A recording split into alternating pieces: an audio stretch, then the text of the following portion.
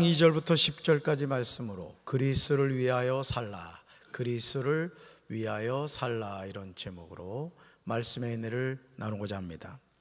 인생에서 가장 위험한 것은 자신이 살아야 하는 이유를 모르는 것입니다. 아무리 캄캄한 밤이 왔다고 하더라도 새벽에 여명은 밝아옵니다. 여기서 여명이란 희미하게 날이 밝아오는 빛 또는 그런 무렵이며 희망의 빛을 말합니다. 인생을 정말 바쁘게 사는 사람들 가운데 자신이 하는 모든 일을 마치게 되면 아무 일도 하지 않고 편안하게 살아야겠다는 소망을 가지고 살아갑니다. 이 지긋지긋한 일, 내가 빨리 은퇴해서 두 다리 쭉 뻗고 그냥 맨날 편안하게 살아야지, 막 이런 마음의 소원을 갖고 사시는 분들이 있어요. 그러나 사람이 아무 일도 하지 않고 사는 삶은 축복이 아니라 저주와 같습니다. 사람이 힘이 있을 때 뭔가라도 할 수 있는 것이 축복입니다. 저희 돌아가신 어머니는 시골에서 생활하실 때 잠시도 쉬시는 법이 없었어요. 뭔가라도 자꾸 하셨습니다. 그리고 거둘 때가 되면 수고하신 것에 관한 열매를 거두셨습니다. 예를 들어서 저희 아버지는 밭드럼에 곡식을 심는 것을 매우 싫어하셨습니다. 사실 농사를 지을 때 밭드럼에 곡식을 심으면 여러 가지로 불편합니다. 하지만 가을이 되면 그 밭드럼에서 거두게 되는 곡식이 생각보다 풍성했습니다. 또 그럴 수밖에 없는 것이 저희 고향 그 시골 같은 경우에는 이렇게 여기 논산 강경처럼 평지 땅이 별로 없어요. 거의 화전민 수준이거든요. 그러다 보니까 밭드럼이 너무너무 소중한 거예요. 그래서 어머니가 그걸 버릴 수 없다 생각하셔서 그냥 아버지 몰래 호미로 탁탁탁 파가지고 얼른 묻어놓고 그랬단 말이죠. 그러니까 아버지 눈에 띄면 이제 혼나는데, 지금 와서 하는 말이지만 가을에 그거 꺾어가지고 할 땐 또 아버지도 드시더라고요. 그 밭드럼에서 거두게 되는 곡식이요, 생각보다 아주 풍성했습니다. 사랑하는 성도 여러분, 하나님이 세우신 불변의 법칙 가운데 하나가 심은 대로 거둔다는 거예요. 따릅니다. 심은 대로 거둔다. 고린도후서 9장 6절과 갈라디아서 6장 8절에서 두 가지 법칙이 나오는 것을 보게 됩니다. 우리는 이 말씀을 깨닫고 순종해야 되는데요, 우리 말씀 같이 읽을까요? 이것이 곧 적게 심는 자는 적게 거두고 많이 심는 자는 많이 거둔다 하는 말이로다. 아멘. 자기의 육체를 위하여 심는 자는 육체로부터 썩어질 것을 거두고 성령을 위하여 심는 자는 성령으로부터 영생을 거두리라. 아멘. 바울의 말은 이해하기 어렵지 않습니다. 적게 심는 사람은 적게 거두죠. 많이 심는 사람은 많이 거둡니다. 제가 우리 현진이를 칭찬해주고 싶은 것 가운데 하나가 뭐냐면은, 제가 이제 3층에 목양실이 있잖아요. 그러면 우리 현진이가 보면은 그 레슨 해주는 선생님이 이렇게 와요. 클라리넷이지? 현진아. 윤진이. 그 연습을 하는데 그 보면은 아주 그 선생님 말을 잘 듣더라고. 그래서 제가 언제는 한번 감동이 돼가지고 제 냉장고에 있는 그 음료수를 갖다 줬잖아요. 그 선생님하고 우리 윤진이를 갖다 줬어요. 상당히 아부성인 거 알지? 선생님이 확실히 잘해주지. 그 물을 먹였거든요, 제가. 근데 그 선생님이 이렇게 가르쳐 주는 것을 보니까 잘 따라 하더라고요. 여러분, 우리가 하나님의 일을 함에 있어서도 마찬가지고요, 공부를 함에 있어서나 또 박지성과 같은 유명한 축구 선수가 된다거나 모든 게 그냥 되는 게 아니에요. 심은 대로 거두게 되는 것이죠. 할렐루야. 그런데 이 심음에도 핵심이 있어요. 핵심이 무엇을 심느냐 하는 거예요. 무엇을 심느냐. 바울은 두 종류의 심음이 있다고 하는데요, 먼저 자기의 육체를 위하여 심는 사람이 있어요. 다음으로 성령을 위하여 심는 사람입니다. 사랑하는 성도 여러분, 적게 심는 사람은 적게 거두고 많이 심는 사람은 많이 거둔다는 사실을 우리는 모르지 않습니다. 그러나 안타깝게도 심으려고 하지 않는다는 거죠. 이제 우리는 자신이 무엇을 심고 있는지 알고 씨를 심어야 됩니다. 말씀 같이 읽습니다. 눈물을 흘리며 씨를 뿌리는 자는 기쁨으로 거두리로다. 아멘. 씨를 뿌리는 일은 눈물을 흘려 하는 과정인 거예요. 농사일은 절대 쉽지 않아요. 저도 시골에서 자랐지만은 이 농사일이라는 건요 아주 정직합니다. 농부가 얼마나 땀을 흘렸는지, 그 곡식을 위해서 얼마나 마음을 썼는지를 가을에 보면 나타나거든요. 여러분, 그 최근에 제가 봤던 영상 가운데 장승수라고 기억나십니까? 공부가 가장 쉬웠어요. 너무 기분 나쁜 얘기야. 공부가 가장 쉬웠어요. 근데 그분 얘기를 들어보니까 그렇게 얘기한 적이 없었대요. 사실은 그 책을 이렇게 낸 출판사에서 이제 그렇게 얘기를 했다는데, 어쨌든 이 장승수라는 사람이 이제 아주 싸움꾼이었어요. 제가 그 책을 아주 재미있게 읽었는데, 하여간 엄청나게 잘 싸웠어요. 장 씨가 싸움을 잘하나 봐. 장 목사는 어디 있나? 하여간 쌈박질을 했다 그러면요 엄청나게 잘 싸웠다 그래요. 그냥 한 방에 그냥 보내버렸다는 거죠. 그러면서 이제 그러다 보니까 이제 인생의 이제 험한 길로 이렇게 가게 됐는데, 어쨌든 이제 막노동 일도 하고 막 그러면서 한계가 있더라는 거예요, 자기가.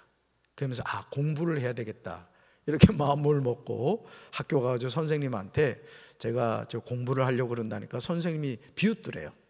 뭐 비웃든 말든 하여간 공부를 이제 시작을 했는데, 그분이 서울대 법대를, 하여간 서울대를 제가 알기로는 수석으로 들어갔습니다. 수석으로. 그래가지고 지금 이제 변호사로 이렇게 일을 하더라고요. 근데 이제 그분 얘기가 또 걸작인 게 뭐냐면, 자기가 진로 선택을 잘못했다는 거예요. 그 당시에는 이제 법대 나와서 판검사, 변호사 되는 게 최고라고 생각을 했는데, 지금 지나 보니까 분야를 잘못 선택했다는 거죠. 오히려 스티브 잡스라든가 또 빌 게이츠라든가, 그죠? 그런 구글 이런 쪽으로 오히려 자기가 공부를 했으면 더 좋았을 것이다, 이런 얘기를 하더라고요. 여러분, 씨를 뿌리는 일은 눈물을 흘려 하는 과정이라는 거예요. 그러니까 여러분들이 예를 들어 내가 장사를 한다, 식당을 한다, 그러면 늘 그것에 대해서 하나님께 지혜를 구하셔야 돼요. 할렐루야. 제가 우리 교회를 이끌어가는 담임 목사로서도 저는 늘 생각을 합니다. 우리 교회를 어떻게 하면 잘 이렇게 이끌어갈 수 있을까? 우리 교회가 어떻게 하면 갱신될 수 있을까? 새로워질 수 있을까? 계속 생각을 해요. 그러면 어느 순간 하나님이 저에게 이렇게 지혜를 주시는 걸 제가 느끼거든요. 저는 우리 사랑하는 성도 여러분들도 그저 그렇게 살다가 죽는 인생이 아니라 날마다 여러분의 인생이 새로워지고 하나님의 지혜와 능력을 받는 축복된 삶이 되기를 주님의 이름으로 축원합니다. 하나님이 도와주시지 않으면요 농사일은 할 수가 없어요. 그러므로 쌀 한 톨은 농부의 눈물과 땀이 들어가 있습니다. 눈물을 흘려야 기쁨으로 거두게 되죠. 이것은 우리 인생도 마찬가지입니다. 인생의 추수 때가 우리에게 있어요. 우리는 인생을 생로병사의 과정으로 설명하죠. 태어나고 늙고 병들고 죽습니다.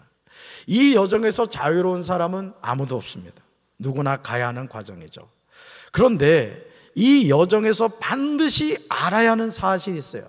바로 그것이 나란 존재가 누구냐는 거예요. 따릅시다. 나란 존재가 누구냐? 옆에 있는 분 보면서 얘기합시다. 너는 누구냐? 여러분, 나란 존재가 누구냔 말이에요. 너무나 중요한 질문인데 우리는 이 질문을 하지를 않습니다. 정말 안타깝게도 너무 늦게 우리는 이 질문에 대답하려고 합니다. 요한복음 1장 11절에서 말씀이 육신이 되어 이 세상에 오신 예수님은 자기 땅에 오매 자기 백성이 영접하지 아니하였다고 나옵니다. 우리는 이 말씀을 통하여 이 세상의 주인은 하나님이심을 알게 돼요. 그러니까 여러분, 이 세상에서 가장 복된 인생이 누구냐? 하나님이 이 세상의 주인이시구나. 나는 하나님의 작품이구나. 나의 아버지는 하나님이시구나. 이걸 알고 살아가는 거예요. 할렐루야. 이 세상 존재하는 모든 사람은 하나님의 백성임을 알아야 돼요.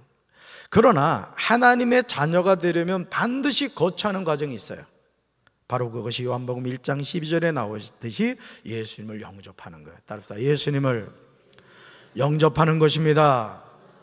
예수님의 이름을 믿는 것입니다. 그렇게 할 때 어떻게 되죠? 하나님의 자녀가 되는 권세를 얻게 됩니다. 말씀이 육신이 되어 우리 가운데 거하신 예수님은 우리에게 아주 중요한 진리를 전해주셨어요. 그것은 우리는 모두 하나님의 자녀라는 거예요. 하지만 안타깝게도 많은 사람이 하나님의 자녀임을 믿지 않아요. 여러분, 저도 이제 고아가 됐습니다. 그죠? 아버지 돌아가시고 어머니 돌아가셔서 이 육신적으로는 제가 고아가 돼버렸단 말이에요. 불쌍하게 보이죠? 그런데 여러분, 우리가 이 세상을 살면서 제가 늘 말씀드리지만 나의 아버지가 누군지도 모르고 나의 어머니가 누군지 모르고 산다고 생각해 봐요. 사실은요, 자녀에게 있어서 가장 행복한 순간은 언제냐면은 부모님과 함께 있을 때인 거예요. 우리 지금 보면 하임하고 혜원이 위해서 우리 할아버지 할머니들이 엄청난 그 헌금을 하고 있다고. 우리 지호를 위해서도 좀 하고 있고 말이죠. 여러분, 그 이유가 뭐가 있겠어요? 그 자녀들의 하나님의 돌보심을 기대하고 하나님께 드리는 거거든요. 여러분, 심는 것은 헛되지 않는 줄로 믿습니다. 고린도후서 12장 1절부터 10절은요, 바울이 주님이 보여주신 환상과 계시에 관하여 전하고 있어요. 우리는 바울이 본 환상을 통하여 그가 어떻게 변질이 되지 않고 하나님이 주신 사명을 믿음으로 감당하게 되었는지를 알게 돼요. 빌립보서 3장 5절에서 바울은 자신이 누구인지를 자세하게 소개하고 있어요. 말씀 같이 읽습니다. 나는 태어난 지 8일 만에 할례를 받았습니다. 이스라엘 민족 중에서도 베냐민 지파의 자손이며 히브리인 중에서도 히브리인입니다. 모세 율법은 내 인생의 안내자 역할을 하여 나는 율법을 가장 엄격히 지키는 바리새인이 되었습니다. 아멘. 바울의 삶은 이스라엘 사람으로서 완벽합니다. 자랑거리가 많아요. 할례를 받았고 베냐민 지파의 자손이고 히브리인 중에 히브리인이고 모세 율법을 따르고 바리새인이 되었습니다. 그리고 주의 환상과 계시를 보았습니다. 고린도후서 12장에서 바울은 주께서 보여주신 환상과 계시에 관하여 마치 다른 사람이 경험한 것처럼 서신을 쓰고 있습니다.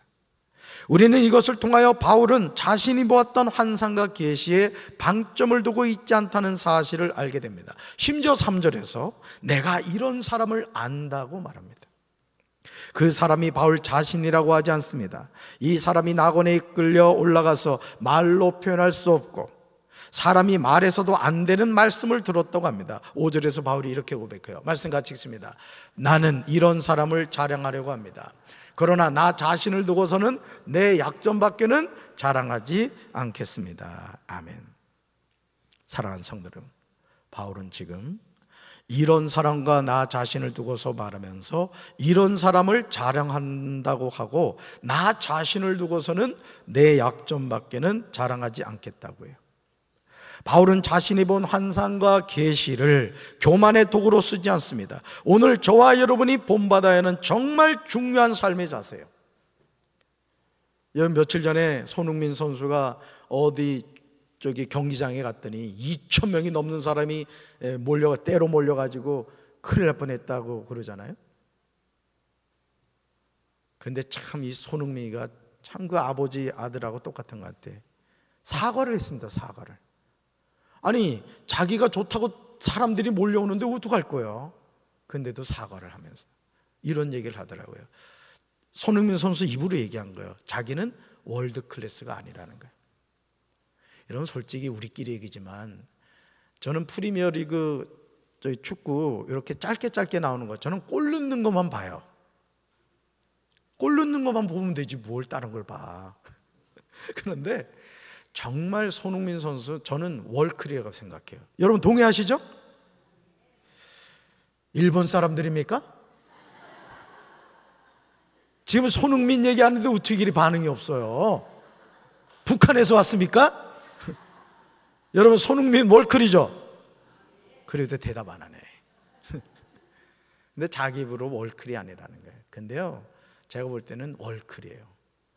정말 가지고 있는 실력에 비해서는 우리 박지성도 그랬지만은 이 손흥민은 너무 저평가된 선수예요. 아마 맨체스터 시티 갔으면은 뭐 그 살라 저기 리버풀 걔는 쪽도 안 돼, 쪽도 안 돼 진짜. 손흥민은 스스로 다 자신 골을 만들어내잖아요, 그죠?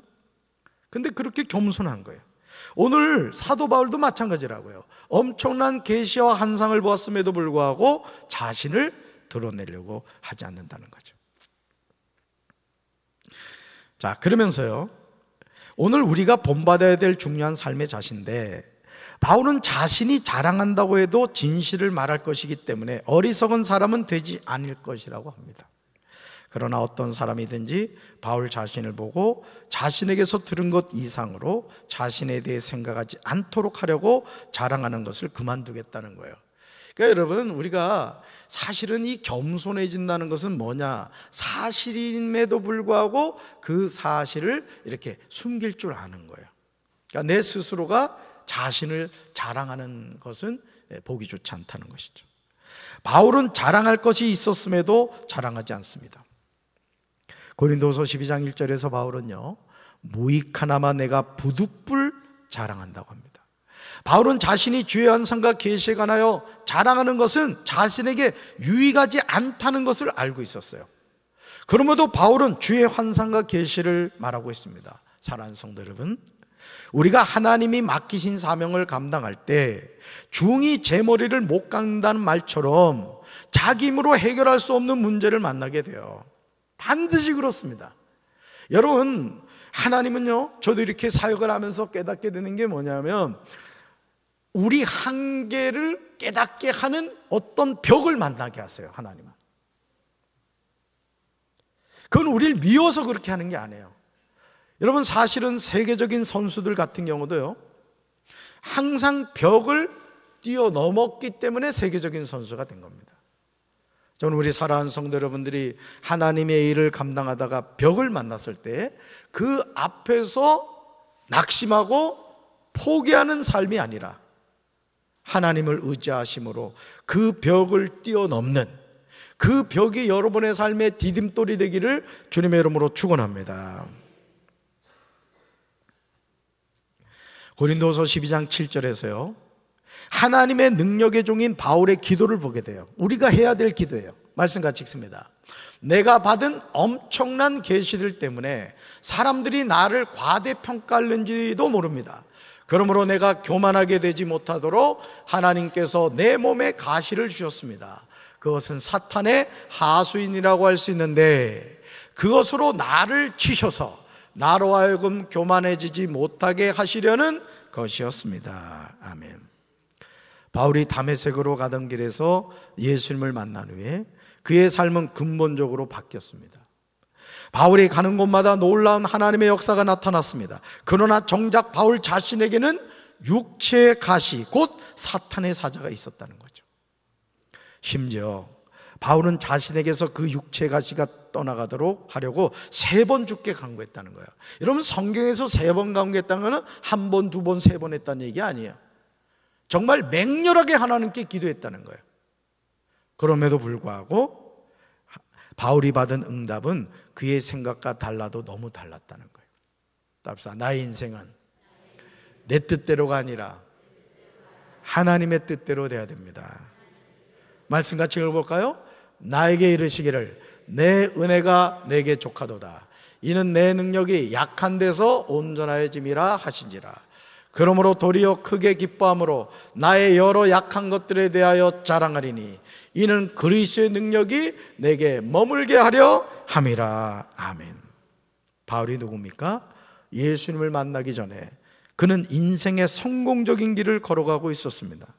그런데 예수님을 만남으로 자신에게 있던 모든 것을 그는 배설물로 여겼습니다. 그렇다면 하나님은 바울에게 있는 고통스러운 육체의 가시를 제거해 주셔야 하지 않을까요? 사탄의 사자를 쫓아내 주셔야 하지 않을까요? 하지만 예수님은 바울에게 이렇게 말씀하세요. 같이 읽습니다. 내 은혜가 내게 족하다. 내 능력은 약한 데서 완전하게 된다. 아멘. 그러므로 사도 바울은 그리스도의 능력이 자신에게 머무도록 하려고 자신은 더욱더 기쁜 마음으로 자기 약점들을 자랑하려고 합니다. 이것이 그리스도를 위하여 사는 사명자의 바른 삶입니다. 물은 위에서 아래로 흐릅니다. 하나님의 은혜는 낮은 자에게, 겸손한 자에게 임하는 줄로 믿습니다. 바울이 깨달은 중요한 영적인 비밀은 하나님이 베푸시는 은혜가 우리에게 족하다는 거예요. 그리고 우리 능력은 약한 데서 완전하게 된다는 거예요. 여러분, 우리가요, 하나님 앞에서 제일 큰 극약이 뭔지 아십니까? 교만해지는 거예요. 교만해지. 그래서 어느 분야든지요, 세계적인 사람이 된 사람들은 공통점이 있습니다. 육체에 연약함이 있던가, 또는 하여간 어떤 식으로든지 연약함이 있어요. 여러분 아시죠? 박지성도 평발인 거 아십니까? 평발입니다.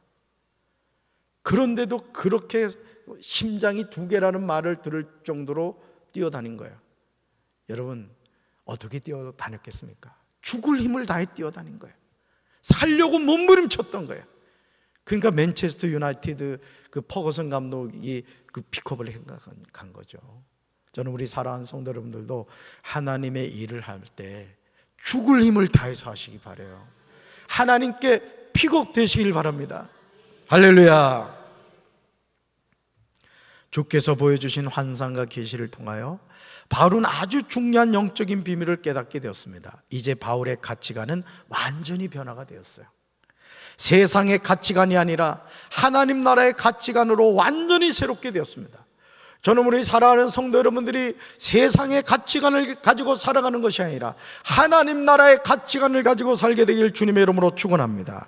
그러므로 고린도후서 12장 10절에서 바울은 믿음으로 고백하고 있어요. 우리가 늘 고백해야 될 내용입니다. 우리 쉬운 성경으로 읽습니다. 그러므로 나는 약할 때나 모욕을 받을 때나 궁핍하게 될 때나 핍박을 받을 때나 어려움이 있을 때에 그리스도를 위해 기뻐합니다. 왜냐하면 나는 약할 그때에 강하기 때문입니다. 아멘. 여러분, 우리가 자녀를 키워도요, 예를 들어서 10남매가 있다. 근데 9남매는 알아서 다 잘해요. 근데 막내가 영 시원찮아요. 우리 부모님들 누구한테 가장 마음을 쓰게 돼요? 약한 자녀에게 힘을 쓰게 되죠. 여러분, 하나님 앞에서 강한 사람이 될 거예요? 약한 사람이 될 거예요? 약한 사람이 되시기 바라요. 그럴 때 하나님이 여러분을 도와주시고 여러분의 삶을 통해 하나님의 기적을 써가실 줄로 믿습니다. 우리 가슴에 손 얹읍시다.